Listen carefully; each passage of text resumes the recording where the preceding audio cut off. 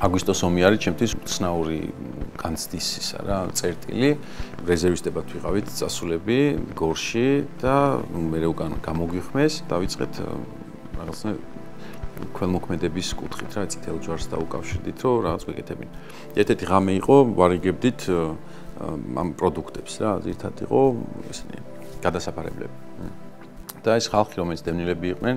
მაშინ სკოლების შენობებში იყვნენ შესახლებულები ერთ-ერთი დარიგების დროს შევიტანეთ ეს გადასაფარებლები გამოვედით გარეთ და ცოტა ხანში კაცი გამოდის ესენი გადასაფარებლები მოაქვს რა უკან და ჩვენ გვაძლევს და გვეუბნება რომ აქო რაღაცა ორი გადასაფარებელი დავიტოვეთ იმიტომ რომ ორი ქალი იყო და დანარჩენებს არ გვჭირდებაო და ვისაც ჭირდება თუ იმათ წაუგეთო არ ჭირდებოდათ იმიტომ კი არა რომ გქონდათ აი კაცები ვართ და არ გვჭირდება და თუ სადმე უფრო საჭიროების მქონე ხალხი არის იმათ წაუგეთ ჩვენ ქალებს მივხედეთ და დიდი მადლობა ამისთვის და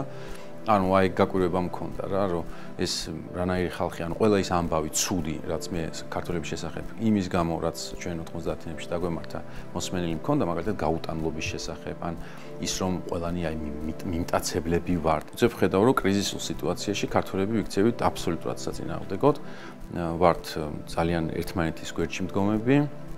დამთმობები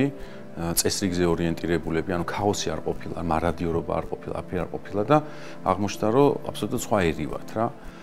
და აი მანდ მივხვდი, რომ ეს ერი არის ის ერი, რომელიც მე მომწონს, სადაც მე ვიცხოვრებდი. ამიტომ ჩემთვის აი სამშობლოს თუ რაღაცნაირი განცდა ეგ თანადგომა არის და მაგიტომაც ეხაც არ მეშინია ძალიან, იმიტომ რომ ვიცი, რომ ეგეთ კრიზისულ სიტუაციაში საბოლოო ჯამში ყველა ქართველს ერთი კოდი ერთვება რაღაცნაირი და ერთხელ ვქენით, ორჯერ ვქენით და კიდე ბევრჯერ ვიზამთ რა მაგას.